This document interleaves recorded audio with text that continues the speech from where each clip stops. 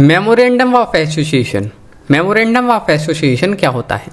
One of the important paper needed for the creation and registration of the corporation in the memorandum of association MOA, जो सबसे ज़्यादा important paper है जो कि required होता है creation of registration of corporation में। ये जो है हमारा मेमोरेंडम ऑफ एसोसिएशन है जिसको MOA कहा जाता है। ये डिस्क्राइब करता है main goal, range of activity और ऑथोरिटी ऑफ द फर्म और सर्व करता है इट्स कैरेक्टर और कंस्टिट्यूशन। द जो हमारा MOA होता है ये आउटलाइन करता है किस तरीके से बिजनेस जो है इंटरेक्ट करेगा अपने स्टेक होल्डर, क्रेडिटर और जनरल पब्लिक के साथ में। ये जो है पब्लिक डॉक्यूमेंट होता है। It is a public document that may be viewed bye anyone.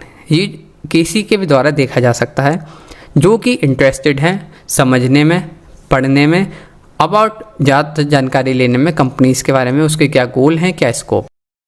The following crucial clause are often included in the memorandum of association. कुछ क्लॉज हैं जो कि इंक्लूड होते हैं मेमोरेंडम ऑफ एसोसिएशन में। नंबर 1 है नेम क्लॉज। ये जो क्लॉज है स्टेट करता है name of the company with which it's incorporated. The company must use this exact name in all it's official communication and dealing. जो हमारा नेम क्लॉज होता है ये स्टेट करता है कि जो हमारी कंपनी है जो अब उसने जो एग्जैक्ट नेम जो अपना रजिस्टर करवाया है उसी चीज़ को वो हर जगह यूज करे, सभी ऑफिशियल कम्युनिकेशन में और डीलिंग में।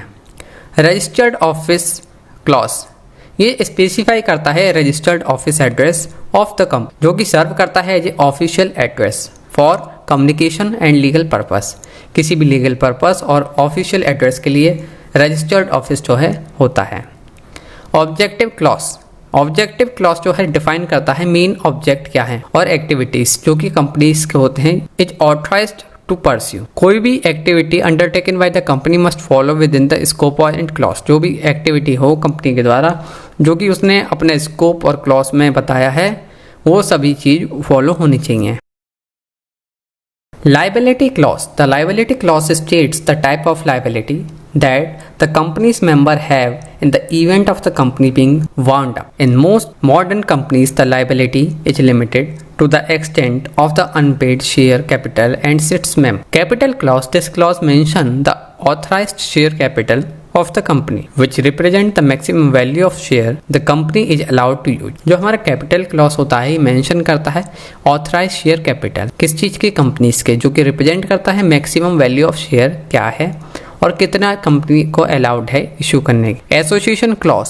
The association clause is a statement where the subscriber declare their intention to form a company and become member.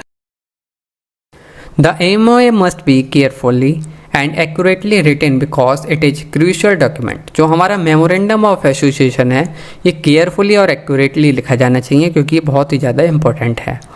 After the business has been incorporated and revision to the memorandum typically need to approved by shareholder and follow the guideline outlined in the applicable Jurisdiction and Companies Act. It's important to remember that the Memorandum of Association requirement and content may change based on the notion and its corporate regulation. जो हमारा Memorandum of Association है इसके जो requirement है ये और content जो है चेंज हो सकता है, अलग अलग बेस्ड होता है नोशन और उसके कॉर्पोरेट रेगुलेशन पर। Therefore, it is essential to seek the advice of legal counsel or corporate specialists who are knowledgeable with the particular law of the notion where the company is being incorporated.